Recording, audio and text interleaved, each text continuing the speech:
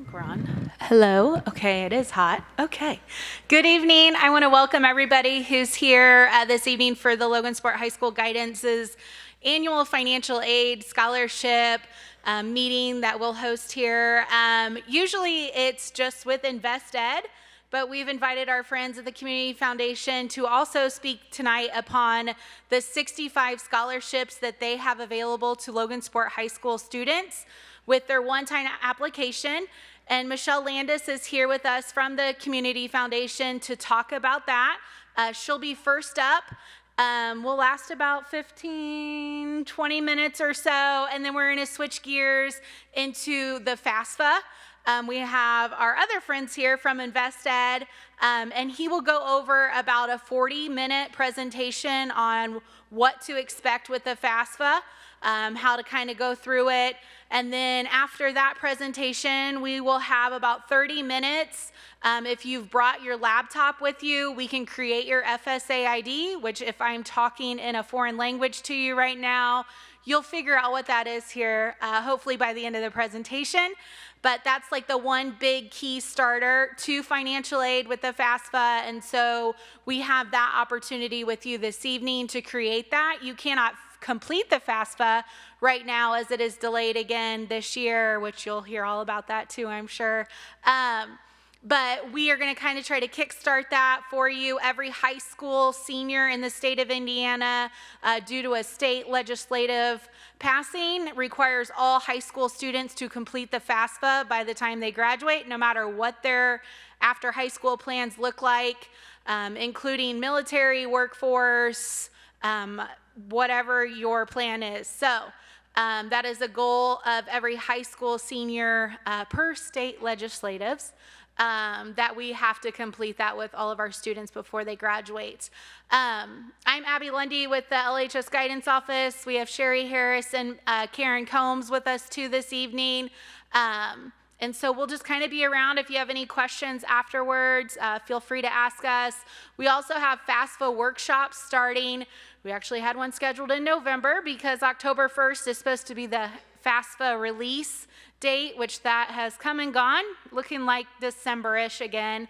And so we will start those FAFSA workshops in January, which includes a 3-hour time frame up in the Achieve Center for you to come in with your student and complete the FAFSA from the first step to the last step and complete it all with additional help from financial aid experts in the area. So those are out there, those dates are.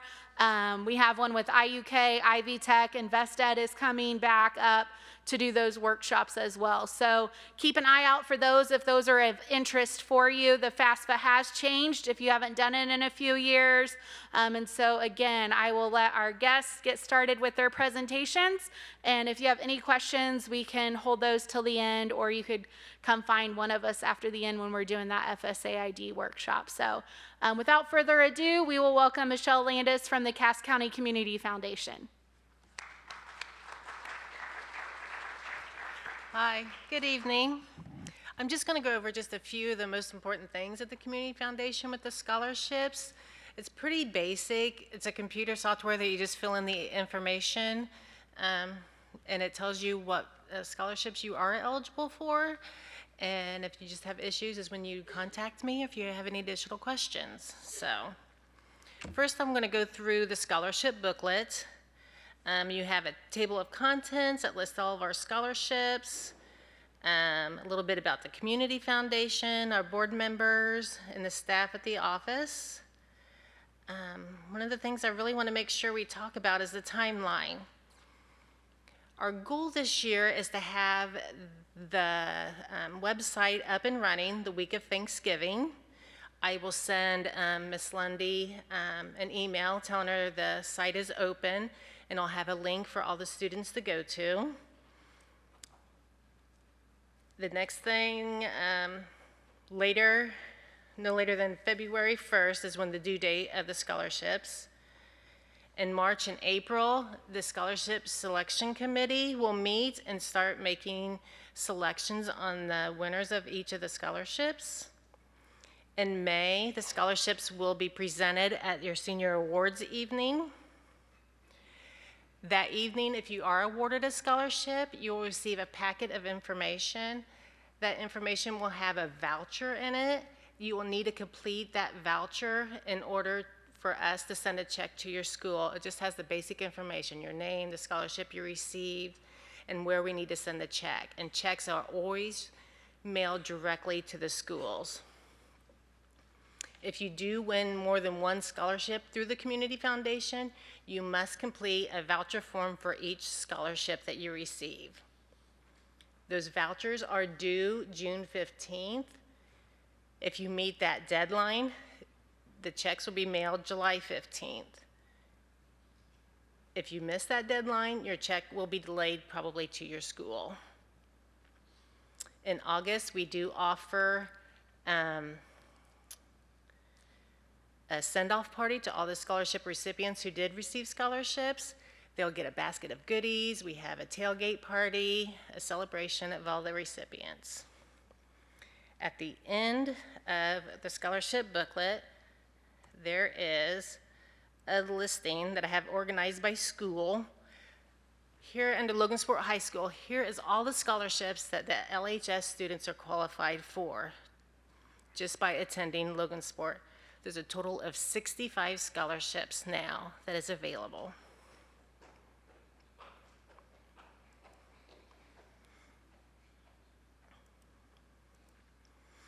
Okay, now to the website. When you hit your link, of course, you'll have to create an account. Just create your account. It'll ask you for the basic information, name, address, city, state, zip code, your email address.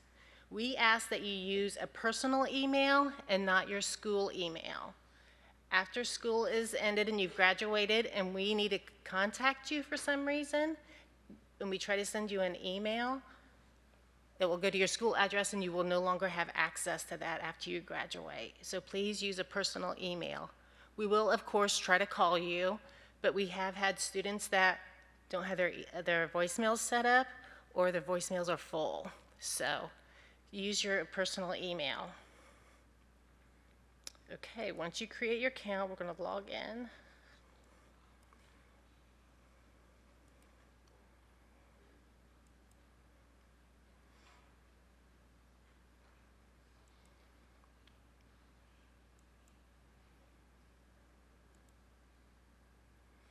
Oh, great.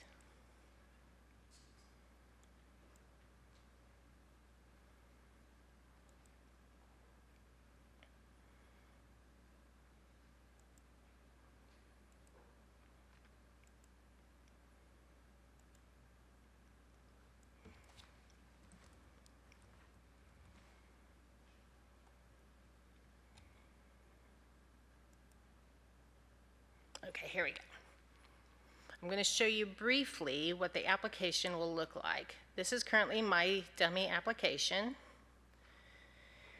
You'll fill out your name, gender, date of birth, all kinds of questions throughout here. Work experience, you will need to have at least one job that you need to enter. If you've never worked, use some kind of a volunteer activity that you've done. You do need something in that space in order to submit your application. You have high school information, college information. One thing I want to talk about is the financial form. Currently, we have 92 scholarships across all 4 of the schools that we offer the scholarships for. 52 of those require financial assistance to be selected GS in order to qualify for those scholarships. So if you select no, you probably will not be eligible for less than half of the scholarships that we offer. It's just a basic form that your parents will need to fill out with last year's tax information. That information is then given to Deanna Crispin, who then uses a criteria and scores it 1 through 5, and then enters that score in the computer system. When the scholarship committee gets the applications, all they see is your ranking. They do not see what your income is. So a lot of people don't like to complete it because they don't want their financial information out there, but Deanna is really the only one that sees that. You'll have references that you need to enter. And then after you completed all your information, down here in the bottom right-hand corner, there'll be a button that says Submit. If you've missed something within that application, it will tell you what you have missed, and you just need to complete that. Once you do hit Submit, you'll get a listing of all the scholarships that you qualify for, and then you'll just go over to the related requests, and then here they are again. This is the opportunity, is the scholarship name, and then the status. Currently, with Bonnie Heckard Scholarship, I have already submitted that scholarship. We'll just click on here just to show you. Here's this Bonnie Heckard Scholarship requires a financial form. If you click this form here, it will bring up the form that needs to be completed. You print it off, fill it out, and then upload it. Once you upload it, you will see this 2025 financial form PDF. Then that means it's uploaded, and then you'll have your transcript. Every high school student will have to send Ms. Lundy an email asking for the transcript to be sent to the Community Foundation. I have her email already here listed. You can use my generic little basic information when you send your email and compose it, or you can write your own. When you send the email, down here it will say email sent, and it'll give you the date. Once it's submitted, it will say response was submitted and the date it was submitted. And then you would just hit submit. And then that puts you in the submitted request, so that application would be done. Let's look at one other one.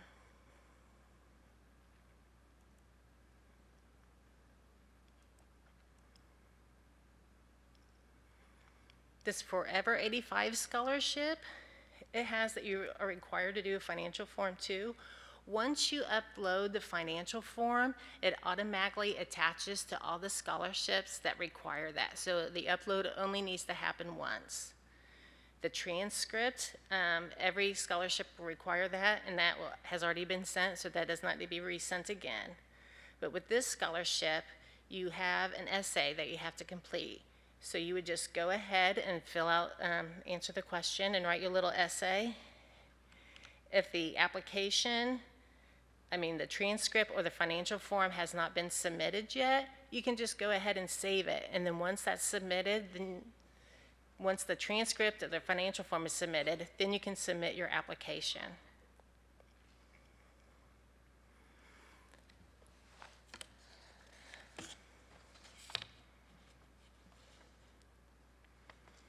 Again, the scholarships will be awarded at the senior night. Make sure you complete your voucher form by the deadline date or delay your payment. The last thing I want to talk about is the deferral form. If you decide to go to Ball State and you've got some financial aid and a scholarship through Ball State, and you got a scholarship through the Community Foundation, and it totals $15,000. Well, that first year at Ball State, you may only need 12. If you contact us, we will send you a deferral form, and that can defer your payment or part of the payment to the school so that they don't have to send a refund check back to us. It just makes it a little bit cleaner for the school and their accounting. So if you have questions about that or want to defer something, just contact the office. Myself or Susan will walk you through the process.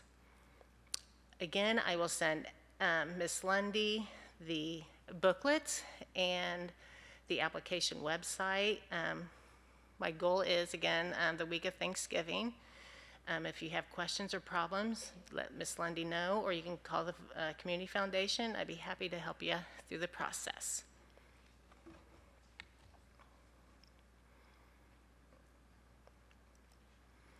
And that's all I got. Hey, look at that. Okay, everybody, my name is Clay. I am with Invest Ed. We are a not-for-profit group out of the Indianapolis, Carmel area, but we travel around the entire state, do presentations like this, talk to students, talk to parents, talk about this thing called the FASA. How many people have heard the word FASA before tonight? Okay, so most of you. So it's not a complete foreign word. It's a scary word. I get that. So until I've done it a few times, it can be a little bit of a scary word. It's something that is pretty essential to any post-secondary funding. So, and I use that word post-secondary very intentional because it's for 4-year degree, 2-year degree. It's actually even for master's degree, but it's also like trade schools and anything of that nature. I was working just the other day with a student who's going to be a D1 athlete, getting a full ride scholarship, but the school still wants him to fill out a FAFSA. Because, hey, before they give out their D1 money and all that full ride money, they want to make sure there's going to be no more free money that's going to be out there from somewhere else first. And everyone else wants to make sure before they give their money out, there isn't going to be somewhere else that they can give you some money first. So everyone pretty much is required to fill out the FAFSA. So it's a big deal. I think you picked up one of those blue books when you came in. That's a book that actually my agency produces also. It's, again, a completely free resource. Everything we do, by the way, is completely free to your schools, free to you. One of the things I want to note in that book, on the very back cover, there is a phone number. That phone number is going to come up a few different times. It's also on the sheets of paper we gave you, and it's going to be up on the screen when we end the presentation. But on the very back cover is a phone number, 317-715-9007. That is a free resource for you, for all things financial aid related, but really especially come FAFSA time. That is a phone number that honestly you're going to want to keep. So I'm going to encourage you to utilize that phone number. But here's one thing I'm going to encourage you not to do. The FAFSA is due on April 15th. Don't wait till April 15th to utilize that phone number. Last year, like I said, my agency, we took the weekend before and on April 15th, we took about 1,000 phone calls at that phone number. There's only 7 of us that answer the phone. So that was a really busy day. I worked about 16 hours on April 15th, the deadline day, ending at 11:57 p.m. because people were still like, oh, I'm trying to get this done. Well, here's where it's going to segue to this FSA ID thing. If you're calling me up on April 15th, even if you called me up on 8 a.m., if you had not completed your FSA ID, there was simply 0 chance you could get your FAFSA done. Because the FSA ID requires you to complete it, and then it has to wait for 1 to 3 days to process. Because it checks with the Social Security Administration. It checks to see, did you enter that information correctly? So when you were calling me up on April 15th and you're like, hey, I'm ready to start this now, there was no way you could finish it at that time. So I'm going to encourage you to go ahead and stick around this evening. You can do it on your cell phone, by the way. You didn't have to bring a computer. You can do it on an iPad. You can do it on whatever. So let's get that FSA ID part done. If you don't stick around and get it done this evening, then I'm going to encourage you, get this done sooner than later. Because we don't want to be waiting, because that's the biggest mistake made, is that people procrastinate. They wait on that part, and then they can't even get to their FAFSA when they're ready to do the FAFSA. We're going to talk about tonight, though, what happens after you submit the FAFSA. We're going to talk about types of aid. We are going to talk about first steps. We're going to talk about the FAFSA overview. We're going to talk about what happens after you submit. And again, if there's anything I want you to walk away from, is the idea that InvestEd is here to help you through this process. So let's talk about some types of aid here to start with. To begin with, if you've ever heard of anything, I want to talk about free money to start with. Who here likes free stuff? Yeah, right? So I like free stuff. Who can tell me the difference between a loan and a grant? What do you have to do with a loan? You got to pay it back. You'd be amazed how many people cannot answer that question. I mean, I literally talk to audiences all the time. I answer phone calls, like I said, on that literacy line all the time. I mean, I had a phone call, it wasn't that long ago, with somebody on that literacy line. It was an adult. It was not an 18-year-old, it was an adult. And they were talking about some college that they were attending, and they were asking for some additional money and trying to figure things out. I'm like, well, how have you paid for things so far? And they're like, I don't know, I've just checked some boxes and the money got paid. I'm like, what about those boxes? Like, what were those boxes? Was that like scholarships or grants or loans? I don't know, I just checked some boxes. Well, we looked into a little bit further. Those boxes were about $17,000 in loans. This person had no idea that they'd taken out $17,000 in loans. Now, I'm not saying that all loans are bad. I mean, most people that go to college, about 2 out of 3 take out loans to go to college. So it's not necessarily a bad thing, but at least if you're going to take out loans, know that you're taking out loans. And before you do that, let's try to maximize this free money. Let's be looking for this free money first. So some of the places we start, when we fill out the FASA, it automatically looks to see, do you qualify for federal grants, state grants, and do you qualify for grants from the university or college itself? So if you've ever heard of a grant, you've probably heard of this grant, the Pell Grant. So the Pell Grant is a federal grant. Federal grants are a great thing, and here's the reason why. They travel. And what I mean by that is you can take them, if you go to school in California, apparently UCLA is part of the Big Ten now. So you can go to school in UCLA and still be part of the Big Ten, and you can take your Pell Grant with you. You can go to school at Northwestern, another Big Ten school. Take your Pell Grant with you. But you can go to school here in Indiana. Private school, public school. It doesn't matter. Your Pell Grant goes with you. The other beautiful thing about federal grants like a Pell Grant is that once you get assigned an amount, that's your amount. So not everyone qualifies. It's needs-based. But if you qualify, say for the max, $7,395, but maybe you qualify for something in between, like $4,500. If you qualify for that amount, UCLA is going to give it to you, Northwestern is going to give it to you, Purdue is going to give it to you, Ivy Tech is going to give it to you. Every financial aid offer you have is going to have that exact same amount on it. Now, it's different than a state grant. State grants, the two most common, would be like a Frank-O'Bannon grant. A Frank-O'Bannon grant is like a Pell Grant, except it's for Indiana residents only and has to be used at an Indiana school. So you can't use that out of state. 21st Century Scholar. If you are a 21st Century Scholar, you would know that. That's something you were signed up for in middle school. Again, needs-based. You've been doing stuff in Scholar Track throughout your high school career. And now one of the last things you're going to do is fill out the FAFSA. You get 4 years of free tuition at an Indiana public university. Now, if you're like, but I want to go to The Ohio State University. I was at a school over on the Ohio line last year, and I said Ohio State University, and I about got things thrown at me. Apparently, you have to say The Ohio State University every time you say their name. So if you want to go to The Ohio State University, you can take your Pell Grant with you. It's kind of in the name, though. The Ohio State University is not located in Indiana. Your state grants, your Frank-O'Bannon, your 21st Century Scholar, they're not going to be valid at The Ohio State University.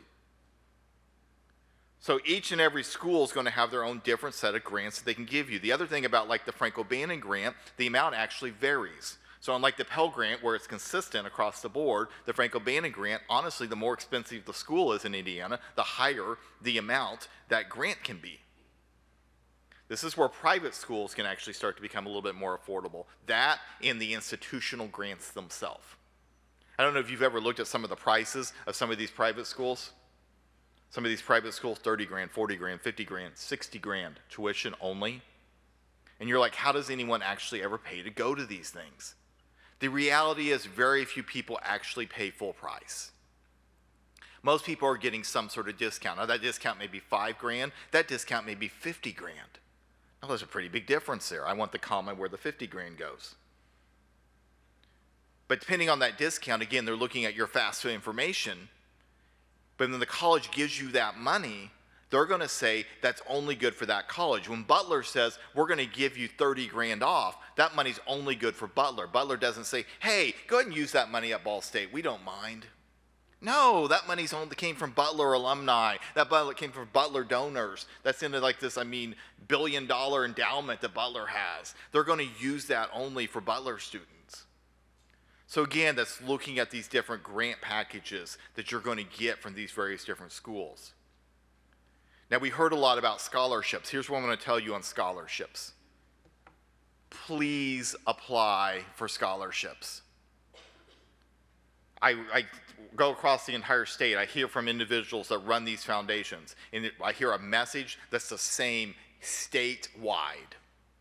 And that's if they have 1, 2, 5 scholarships that they've not had a single person apply for in 1 year, 2 years, 4 years. Now, I'm going to be fair with you. When I say these scholarships, a lot of times these are the low dollar amount ones, but I want to clarify what low dollar amount is in the scholarship world. $2,000 and below. If I told you I took $2,000 and put it somewhere in this auditorium before you got here, would you be interested in looking for it? Yeah, a few of you. I didn't, by the way, so don't like ransack their auditorium. Don't destroy things. But yeah, I mean, even if you're like, it might take me 10 minutes to look for it. It might be like, yeah, that might be worth 10 minutes of my time to look for $2,000. But a lot of times we look at the cost of these schools and we're like, what's $1,000 going to do to a $25,000 bill? My own daughter, I've got 2 in college, by the way. I lived this life. My own daughter came to me with that scholarship list, and there was a $1,000 scholarship on there. At least we thought it was a $1,000 scholarship. And my wife said, hey, I want you to apply for this nursing scholarship for $1,000. And my daughter, first of all, looked at me and she goes, it's only $1,000. And I looked at her and like, who raised you? So I had to get out the calculator and say, okay, we're going to do a math game now. How many hours she worked at the time? Let's see how many hours you're going to have to work to get to $1,000. So then, I mean, she was a little sassy. And she's like, well, after college, I'm going to make a lot more money than that. So we have to use a different rate. I said, okay, but you just took out a loan. So we're going to have to calculate that in there. So now you owe a lot more than $1,000. So we had to calculate all that. We still had to work a lot of hours to pay that back. So then, my daughter's a little sassy. She grew out of it a little bit. She's 22 now, but I'm sure your kids were never like this or not like this at all. But my daughter was like, but I'm not going to be a nurse. Why would I apply for a nursing scholarship? My wife, who is a nurse, is like, I got this scholarship. I want you to apply for it. They argued for like 4 weeks about this scholarship. She could have filled the scholarship out 3 times in the amount of time they argued about it.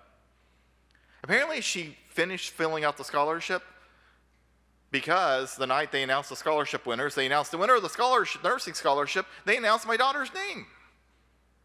I will admit I was a little surprised. So I asked the lady that runs the scholarship, I'm like, how did she win that scholarship? She's not going to be a nurse. They said, Clay, she was the only applicant. And she's going into a healthcare-related field. She's going to be a dietitian. It's a healthcare-related field. We've not given it away, actually, in over 2 years. We wanted to give it to somebody. Oh, and by the way, we don't actually advertise this, but this is a renewable scholarship. It actually increases in value each year. We'll allow her to renew it each year since she got it the first year. She got $6,000 from that scholarship. I don't know if the moral of the story is nag your kids or just apply to a bunch of scholarships or both, but it's, again, there's so many scholarship opportunities out there. It's just taking advantage and taking the time. Here's an easy one right here. Page 7 of your book's got this one. The barcode's up there that you can scan right now if you want. But we've got a scholarship, investedindiana.org/1000. You literally put your name, phone number, and email address in this scholarship. We draw names out of a hat. It'll take you less than a minute to enter the scholarship. No essays, no GPA. I mean, it's pure luck. I get it. I'm the one that actually calls you up and says, congratulations, you won the $1,000. Typically, you hang up on me because you think I'm a prank phone caller. I have to call you back, and I'm like, seriously, remember, you were in this event in Logansport. You entered, and you're like, oh, yeah, I did do that. And then we arrange for you to get the $1,000. So strongly encourage you. Page 7 of your book, or I can put this thing up on the later, too, and you can scan that if you want. Here's another novel idea on how to pay for college. Here's one for students. Get a job. Again, I didn't invent this on my own, but you know who actually is the barrier for most students getting a job? It's us parents. We sit there and we're like, oh, I don't know if my students should work because their grades will suffer. There's actually about 20 different studies out there that say students who work in college get better grades than students who don't. Now, I'm not saying work like 50 hours a week. Although there was a semester in my college, I almost did do that. but it's probably not the wisest move. But there's a line in there, about probably 25 hours a week is probably about your max, where the line is. And you learn a lot of other skills. I mean, you can learn a lot of skills. My son, one of the degrees he's working on is a business degree. Sometimes he'll call me up and complain about his job, and I'm like, son, you are learning more about business from your job than you're learning in any of those classes that you're going to. So you can learn a lot of skills, but you also earn money, and money's not a bad thing. You can use that money to help pay for things like your books, or in my kids' case, they both pay for their housing. That's kind of a requirement. We're like, between the money you're going to earn in the summer, in the school year, you're going to pay for your housing. So they know that requirement. My grandma used to call it skin in the game, so that they have something that they're part of their education process. Another cool thing I'll tell you about student employment, again, I'm not promising this, but every single part-time job my daughter's had, she's actually got a scholarship from. Because again, when you're out there, you're in different environments than everyone else, you get these other opportunities that come to you. You will have access to loans. Every single student who fills out the FAFSA has access to loans. You get access to $5,500 your freshman year, $6,500 your sophomore year, $7,500 your junior and senior year. Those loans are in student name only, so the student is responsible for paying those back, but they don't have to start paying them back till 6 months post-graduation or leaving college. You can see the interest rate on those loans. Congress sets them each and every year, so that may not be the interest rate next year. The last 5 years, those interest rates have rose from the high 2s to 6.5% this year. Maybe they'll be back down a little bit lower than that for the first time next year. There is a loan that most people call the Parent Plus loan. Some people call it the Federal Direct Plus loan. That's the legal name of it. You notice the interest rate on that, though, is much, much higher, over 9%. But what I really don't like about that loan, besides the interest rate, is the fees. The fee on that loan is over 4%. They take 4% of the loan amount money right there at the beginning as a fee. So I actually encourage people, if they need additional money than that $5,500 and a loan amount, to really look at private loans before taking Parent Plus loans. Most people with decent credit scores on a private loan can get a lower interest rate than that 9%. Some people this year are actually getting lower than 6.5 even, and usually there's no fees associated. Most private loans are in student and parent's name together. I will tell you that. What is the FAFSA? It's the free application for federal student aid. It is something we do on an annual basis. And as mentioned before, even though it's got the name federal in it, it's going to apply for federal, state, and institutional. At the end of the FAFSA, it's going to calculate the student aid index. It's going to take parents' income, parents' asset, student income, student asset, and it's going to create this number in the middle. Essentially, you want this number to be as low as possible, because the lower that number is, the better financial aid offer you're going to get from colleges. Think like golf, lower better. It actually can be below zero for the first time ever, so negative 1,500 is the lowest it can go. It's a 6-digit number, so I guess in theory it could be 999,999. I've never seen one that high. This is what we're going to talk about here at the end of this evening. In order to do a FAFSA, every single student needs an FSA ID. This is a unique account. Each student is creating their FSA ID. I know people oftentimes are like waiting for it to be assigned to them. You are actually going to studentaid.gov. That's that blue sheet of paper that you picked up. It gives you the step-by-step on that. So every single high school senior needs to create an FSA ID. There's some simple steps on that. It's 7 pages. It does have to be done in one step. I'll be honest, most students can do it in about 10 minutes. As older people, it takes us about 15. So we're a little bit slower on it. The most challenging part, I think, of creating the FSA ID is the challenge questions. So you have to pick 4 challenge questions and pick 4 answers to challenge questions. You have to pick something you're going to actually remember. I'm going to tell you that when I work with people that have to answer their challenge questions, about 3 and 4 cannot. That's why I encourage you to use the red sheet of paper. The red sheet of paper that we gave you out earlier is something that you can write down your username and password, where hopefully you'll never need to go to your challenge questions. But if you did, you could actually write down your challenge question answers. So it's good there. That red sheet of paper also has in the corner some basic things that you may need to be able to file your FAFSA. Couple things about creating your FSA IDs. Student and parents are going to need to use different unique email addresses and different unique phone numbers. And that has to be unique, by the way, from anyone in the entire nation. So, but I occasionally have usually it's a mom, but that says, hey, I want my phone number on everyone's FSA ID account. It's not going to work that way. So the second account you go to enter it in, it's going to say this number's already in use somewhere. So it has to be unique in every single account.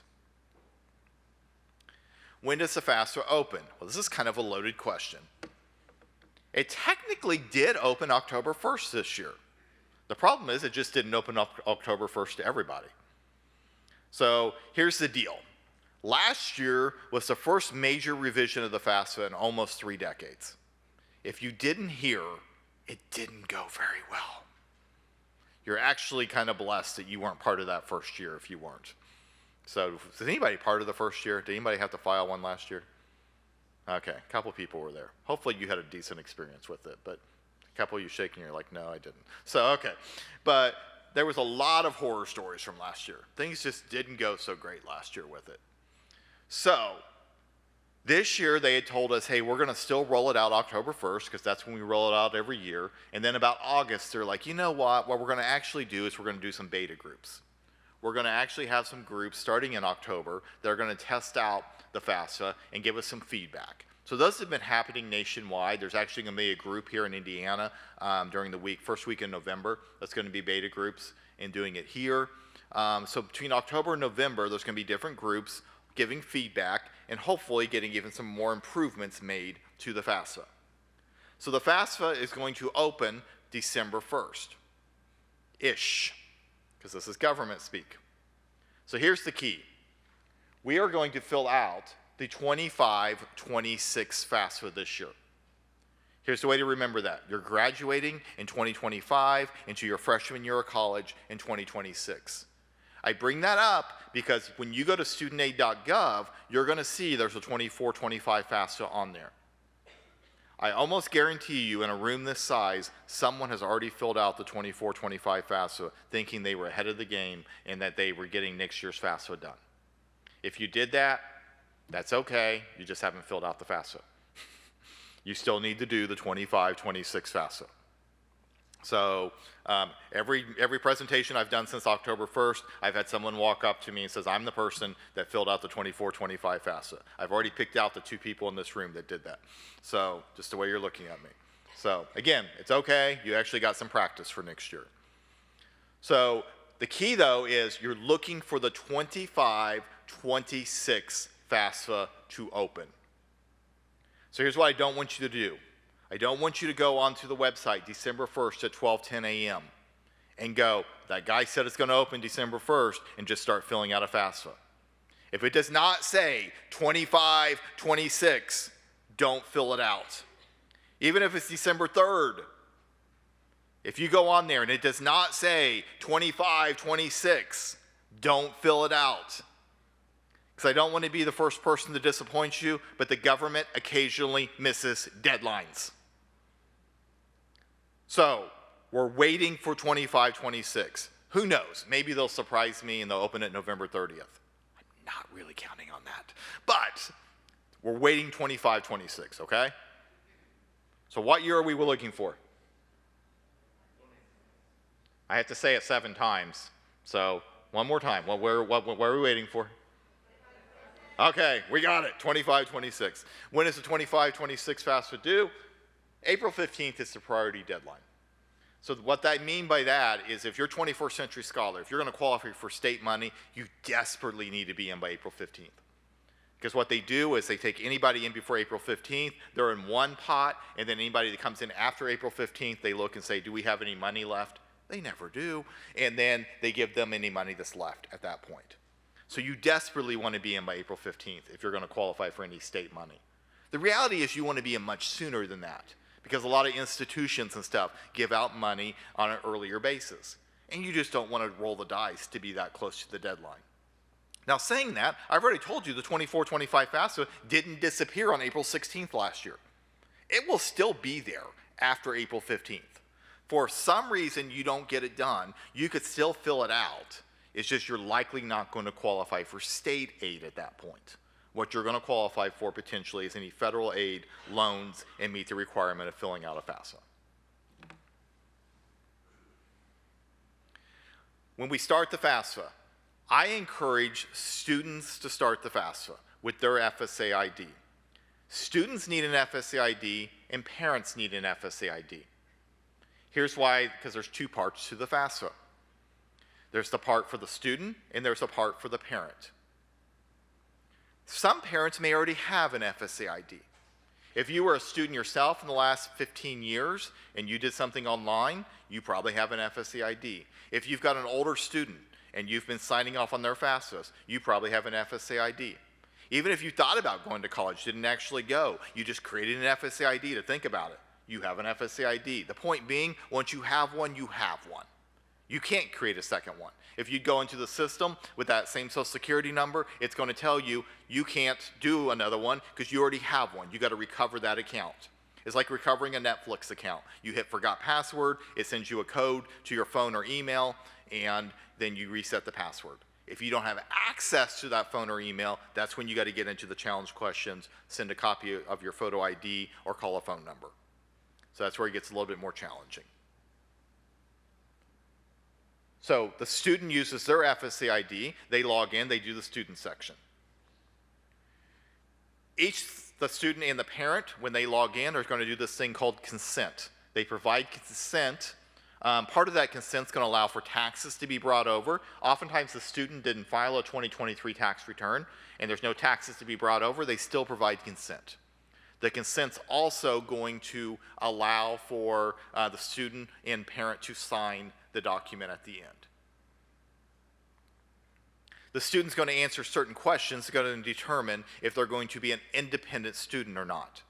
So these questions are going to be, for example, are you active duty military? Were you in foster care after the age of 13? Does someone have legal guardianship of you? Are you emancipated? Are you risk of being homeless? So they're going to ask you all these questions. You answer yes or no to the questions. If you answer no to all those questions, then you are a dependent student, which means your parents are going to be on your FAFSA. If you answer yes to those questions, there's oftentimes a follow-up question. Like if you say someone has guardianship of you, it asks a follow-up question, is there an actual court order that says guardianship? So it asks that follow-up question. If you're a dependent student and your parent or parents have to be on the FAFSA, it begins to determine then who is your FAFSA parent. If you live with both of your parents, then both of your parents are your FAFSA parent. Pretty simple. It doesn't matter if they're married or unmarried, both your parents are your FAFSA parents.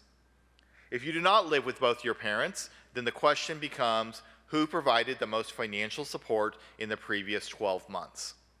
The 12 months prior to filling out the FAFSA. So if that's mom, then mom is your FAFSA parent. If that's dad, then dad is your FAFSA parent. Now, if that parent is remarried, then the step-parent, is what we typically call that person, is also your FAFSA parent.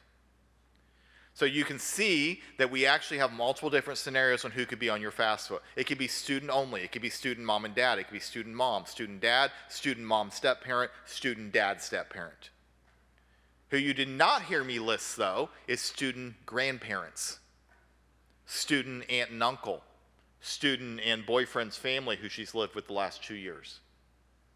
It will only be parent or step-parent. The only time it would be grandparent would be if grandparent legally adopted a student and then they're performing the role of parent on the FAFSA. So oftentimes when the student's living with someone else, someone has guardianship of them, that makes them an independent student. Sometimes they're at risk of being homeless. They have things that the school has done called like McKinney-Vento, that makes them an independent student. Sometimes, though, the parent is still on their FAFSA even though they don't live with the parent. So there's all those scenarios that could be true, and we can help you with that. Once a student has determined that they are going to include the parent or parents on their FAFSA, they list who those parents are. That's what they do in this box. They put their first name, last name, date of birth, social security number, and email address. All this is going to match, parents, what we have in our account. And it's important that it matches exactly. If it does not match exactly, you're never going to get the invitation. This happened to me actually last year. I told you I've got 2 in college. I introduced myself as Clay. Well, my Social Security card has the name Clayton on it. When I created my FASA ID, I had to create it with the name Clayton. When one of my students was working on her FAFSA, she wrote down the name Clay because, I mean, that's what I go by. You kind of forget that my name is Clayton. She had my name correct, date of birth right, she had my Social Security number right, except she had, again, the name Clay. I never got the invite. We're trying to figure out, like, I do this for a living. If I can't get an invite, boy, this system's really messed up. We finally figured out she's got Clay invited and not Clayton. We just add T-O-N to the name. 2 seconds later, I've got an invite. It has to match everything exactly, or you're not going to get the invite. Students can list up to 20 colleges. You don't have to list 20. Most don't. You're going to list any college you've applied to, you might apply to, that you want to get a financial aid offer from. The only way you get a financial offer, though, is by being accepted to the college and having them on your FAFSA. At the end, the student signs the FAFSA by literally just clicking a box, saying, I agree to the terms outlined, and then hitting submit. Parents, when we log into our FASA ID, we have this thing called accept invitation. Again, this is only going to be if the invitation came correctly. We do the same thing. We give consent. We answer a few questions that's going to then allow the IRS to automatically bring all of our tax information over. This is actually a very, very nice thing that happens. The only reason this will not happen is if your marital status from 2023 is different than it is now. So if you were single in 2023 and married now, it can't bring your taxes over. If you were married in 2023 and now you're single, it can't bring your taxes over. But assuming you have the same marital status, tax filing status in 2023 as your marital status now, it will bring your taxes over. It's going to ask you that marital status there. By the way, this one, every once in a while I have a parent that gets confused on this question. It's asking your current marital status. I have some people that read too much into this and they think they're asking your marital status to the child's parent, to the bio parents. It's asking your current marital status. You again enter your tax filing status, family size, assets. This is actually one of the biggest mistakes that is made on the FAFSA. Here's the quick spiel on assets. Assets are based on the date that you're filing the FAFSA.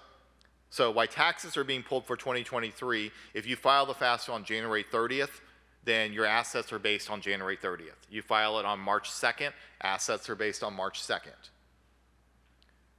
Things you do not include on assets that honestly most people include and they make a mistake. Do not include retirement accounts. It says the word investments. That's a little misleading. If you actually clicked a little bit further into the link, it would tell you don't include retirement accounts, but most people just see the word investments and they start pulling out their 401k and they list that there. Don't do that. That's going to really mess up your SAI number. Don't include any retirement accounts. Only include things that can be liquidated like tomorrow. So if you've got 100 shares of Amazon stock, then you need to look up the value. You're doing it January 30th, what's the value on January 30th? If you got Bitcoin, what's the value of it on January 30th, the day you're filling it out? Real estate, do not include the value of the house you live in. I don't care if it's paid off, not paid off, that's irrelevant. I don't care if it's $1 million home, that's irrelevant. Do not include the value of the house you're living in. Now, if you've got a house in Maui, you got to list that one. We can also become friends. So any additional second homes, third homes, additional property, you got to list. So more commonly, it's a house that maybe you've inherited or something like that, but you may not have inherited it by yourself. You may have inherited with 2 brothers and a sister. You may only be a 25% owner of it. If that's the case, only list 25% of it. Don't list all 100% of it. So make sure you do that also. If you have a 529 account, I love 529 accounts, by the way, because of the tax benefit that comes to an Indiana tax filer on those. If you have a 529 account, that is a parent asset. I just talked to somebody on the phone today, and we were talking about the FASA, and she was like, oh no, I got to put that as my student asset. No, that is a parent asset. So you really want your assets to be parent assets. Student assets are very heavily calculated towards the SAI. Parent assets, not nearly as much. So that's a good thing, that's a parent asset. At the end, the parent reviews and signs and submits the form. Assuming the parent's the second person doing it, their signature actually submits the form.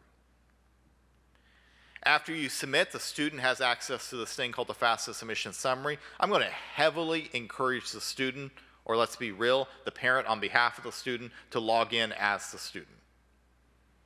Because only the student has access to this form.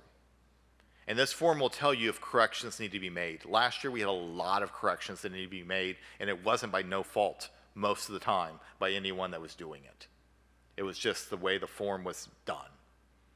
So if you want to know if there needs to be a correction made, you have to log into this. If you want to know your final student aid index number, you have to log in. If you want to see the form, etc. If you're like, gosh, did I do that right? Did I not do that right? This is how you do it. It has to be through the student login to see this form.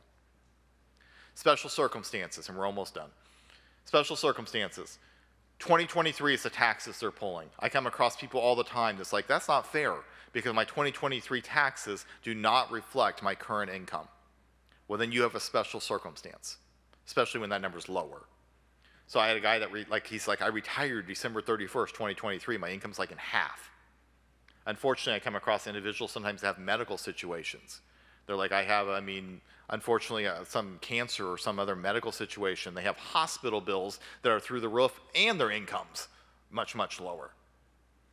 If that's your circumstance, or you know someone in those circumstance, you can't change the numbers you're entering in the FAFSA, but what you can do is call up the colleges and you can tell them we have a special circumstance. Give them your new information, your new income, your new data, and they actually do a new financial aid offer based on those numbers.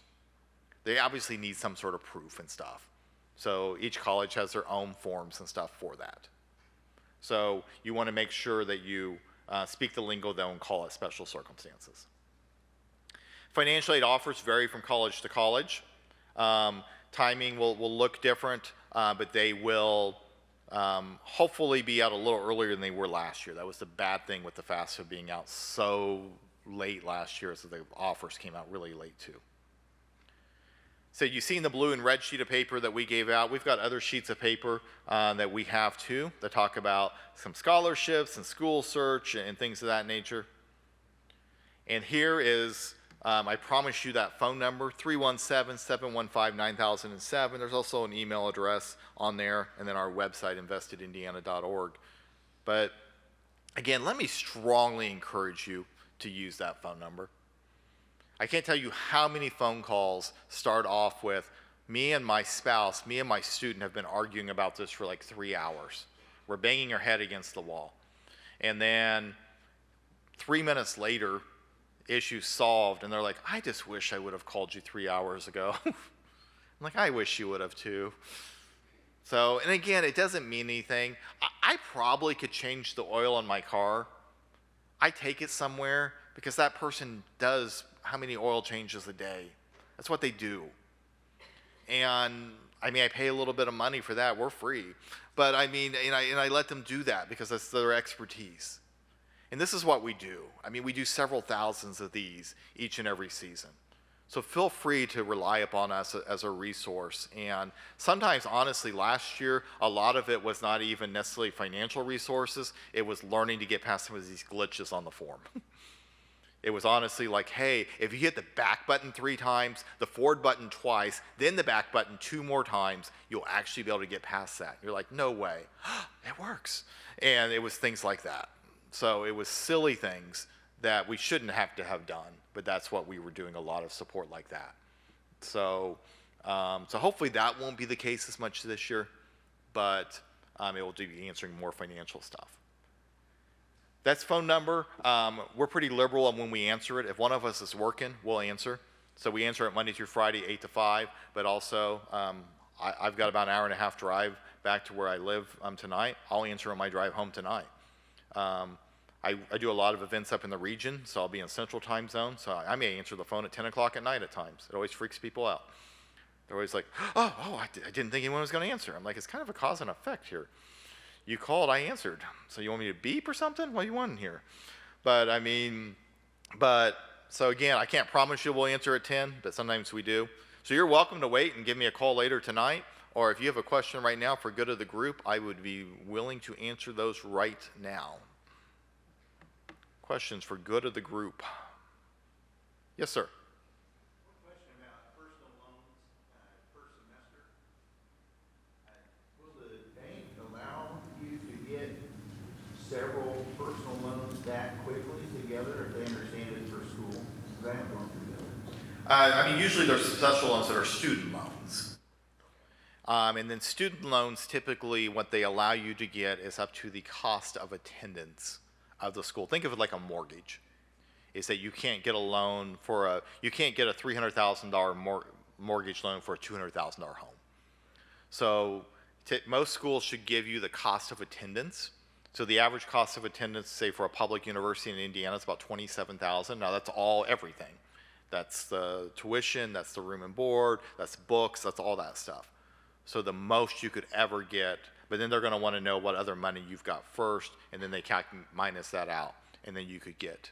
But what I'm saying is that you know by semester, but you don't know further ahead. Yeah, what most places do on loans is they approve you for the year and give it out to you by semester, but you're not committed to each time. So frequently I'll hear people, including in my own circumstances, where we might say, even the $5,500, you're not obligated to take out all of that. You can take out some of that. So, it's not uncommon that a person will get approved for a private loan for an X amount of dollars and then decide, I don't need all of that. I only want to take a certain amount of it. But typically, yeah, you get approved for an entire year, and that's what you recommend you do. Every once in a while, you have someone that only wants to get approved for the first semester. That second semester comes around pretty quick. And it comes around Christmas time, and then you're trying to do all that stuff for loans around Christmas time, and that's no fun either. So get approved for the entire year, and then if you don't if you worked a bunch that first semester, you got some more scholarships, some more something else, and you don't need it, or you need a lot less, you just tell them, I don't need $6,000, I only need $2,000. And you just let the loan provider know that. Yep, yeah. Also, from a practical standpoint of, using the government system to get student loan versus personal loans, I guess, with your experience, have you seen more people benefit from being in the government system, given that we had the pandemic and all of the repayment options going on with the government versus doing it on their own outside? The big benefit of being in government loans is the loan forgiveness programs. Who knows where those are going to go? But there is a lot of loan forgiveness programs that are out there. If you're in certain fields, after 10 years, you can be forgiven. So there's various different things, and usually once you're in the private loan market, now there's a few companies and stuff that will do loan forgiveness in private loans and stuff too. But yes, the one benefit of doing the federal loans is the loan forgiveness. Have you seen more people do one versus the other? Most people will take the federal loans before anything. Where we've seen the major shift is it used to be everyone went to Parent Plus loans as their second choice, and we've seen a big shift away from Parent Plus loans to private loans, just because the interest rate and fees are honestly ridiculous.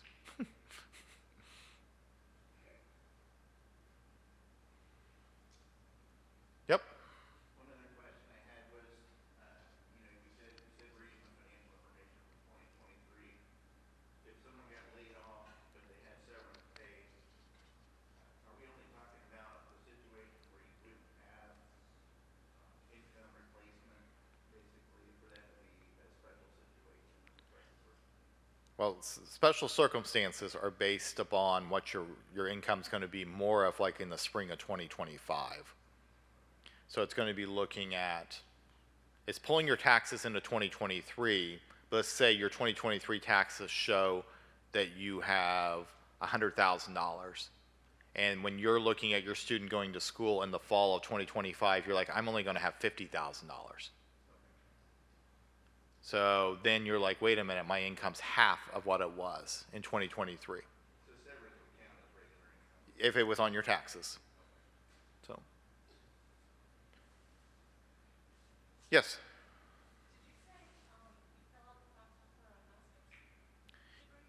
Yes, you won't qualify for Pell Grants for a master's degree, but there's other stuff you can qualify for.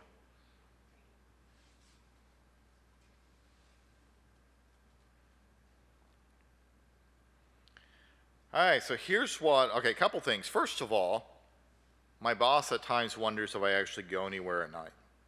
So I try to do proof of life and say I actually went somewhere. So if you guys would be so kind to maybe like hold up one of those blue books or something, just something I just didn't take a random crowd shot of somewhere. I'm going to do a picture here, try to get you guys. If you guys would smile a little bit, I didn't completely bore you to death. 1, 2, 3, picture. Boss, I was here. Okay, we got that taken care of. Alright, so now, I said I would strongly encourage you guys to stick around and we'll work on the FSA IDs. So, laptop, phone, iPad, any sort of device that you can get onto the website studentaid.gov, that's where you're going to go. Student needs one, parent needs one. It doesn't matter who creates one first. It doesn't matter if only one of you creates one tonight. So, I will stick around, answer any questions, help with those, but I would encourage you guys to stick around also and get some of those done. Blue sheet of paper gives you step-by-step on that. You're literally just going there and hitting the word create account though. So I will stick around though, and I will be walking around to help you.